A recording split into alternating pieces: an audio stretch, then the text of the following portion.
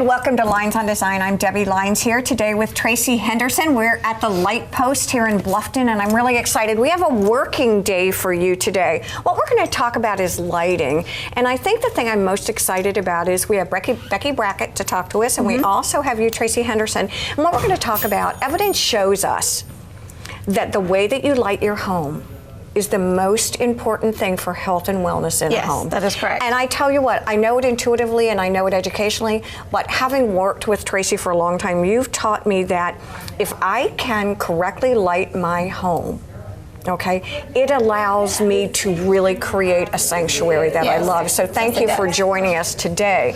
The Light Post is probably one of my favorite places to just come and hang. I learn something from a design point of view every time I come.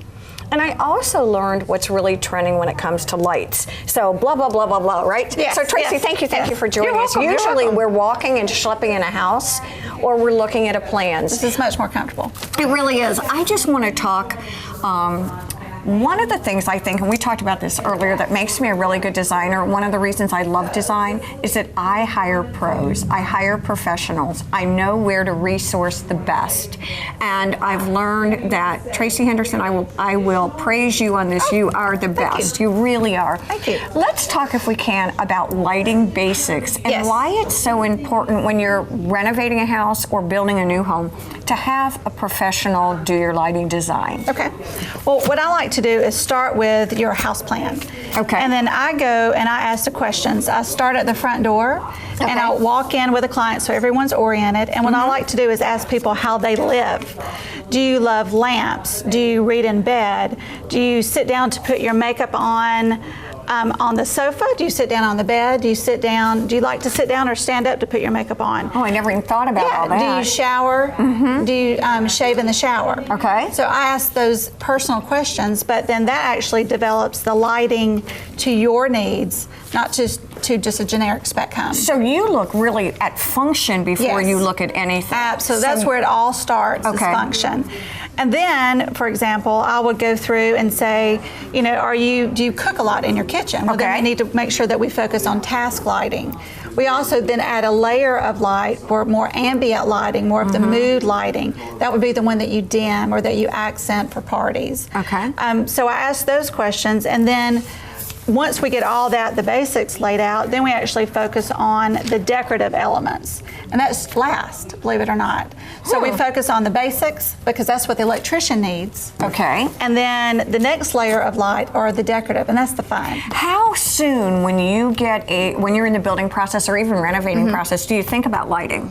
Very soon. Okay, you told me that you made me do this the first time I came to you. You were like, I need to know right now. And now it's like you're like my first step. Oh, that's perfect. And basically, when you're building a house, the plumbing, the electrical, the HVAC, and the audiovisual are the mechanical. Okay. That goes in first. So I really need to be one of your first stops. Now let me ask you a question about, this is such a silly question, I know, but light switches and plates and things like that. Again, being a designer, there's nothing that irks me more than to walk in and I'll see a light switch in the middle of an art wall. Exactly. Are those things that you can help me with Absolutely. also? So part of when, like with this plan here, is actually I take a red pencil and I mark it for the electrician.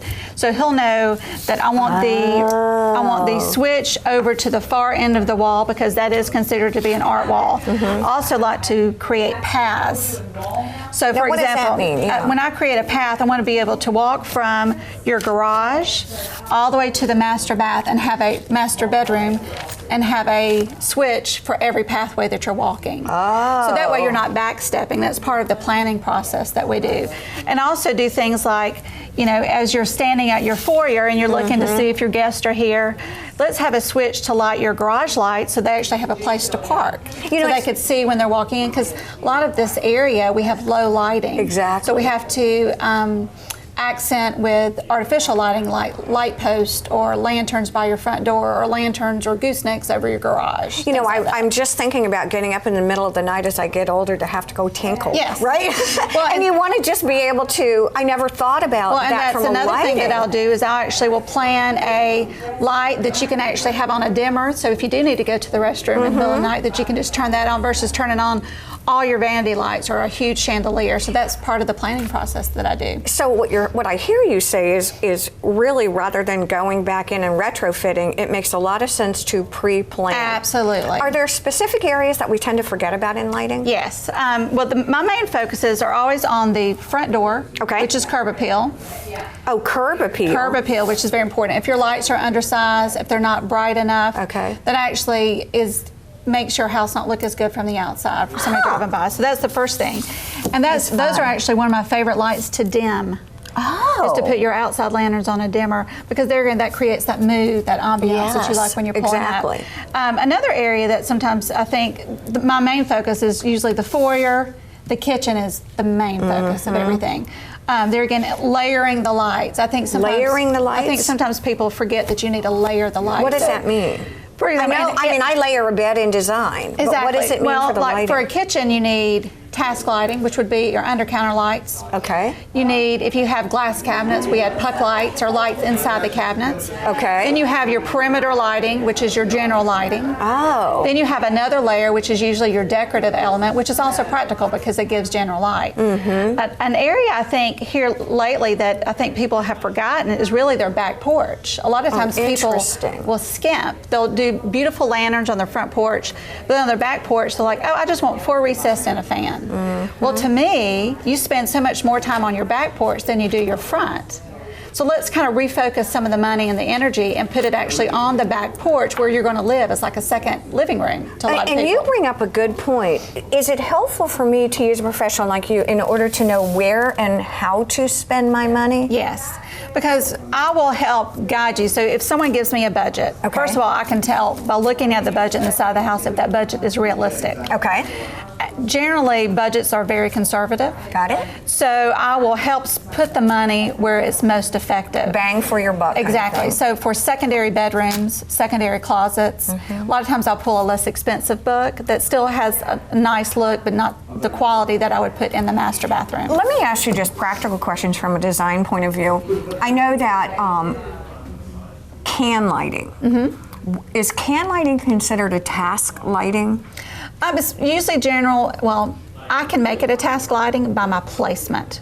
For example, I will do, like in my personal kitchen, I have general lighting with recessed lights all around my kitchen. But then I've actually added 2 task lights recessed right above my sink. So task lighting is just a brighter, higher concentration of light. So for example, you know, the perimeter lighting would give me light over my sink. But yet I need just a little bit more. If you're cleaning your sink or cleaning vegetables or you have you want to drop really a spoon down your garbage disposal, you need a little bit more light. So that's there again. I can make that task lighting by bringing them closer together and increasing the intensity of the light. Then it becomes a task light. When you're talking about things like chandeliers and decorative lights, are there trends that you're seeing, kind of overall schematic trends? Yes, absolutely. The general trend now is more of a casual elegance.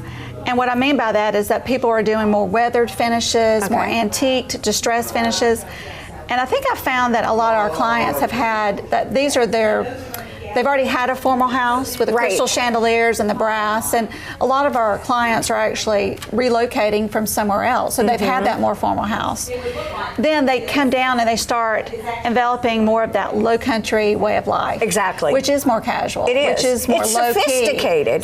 Yeah, exactly. But that casual elegance that I think we do. Talk to me about sconces. I think sconces are something that are either overlooked or underdone, and you and I talk about this all the time. Well, I like sconces. Some places that people forget to do sconces, you could do them down a hallway. Then they actually become part of the architecture of the space. Hallways are forgotten. That was just one of those spaces that people say, oh, let's just do a row of cans. It's a functional place. Exactly.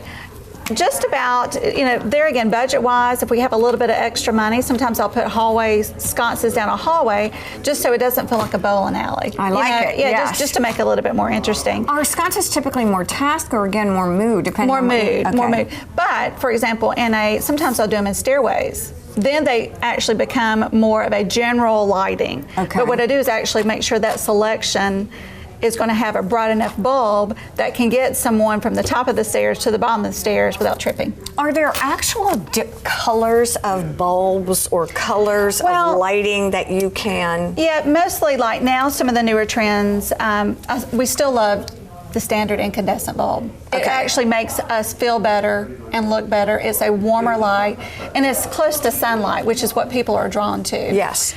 LEDs are actually evolving. When you're looking at an LED bulb, and now that we have some regulations as far as light bulbs, one of the things that you look at is the color rendering.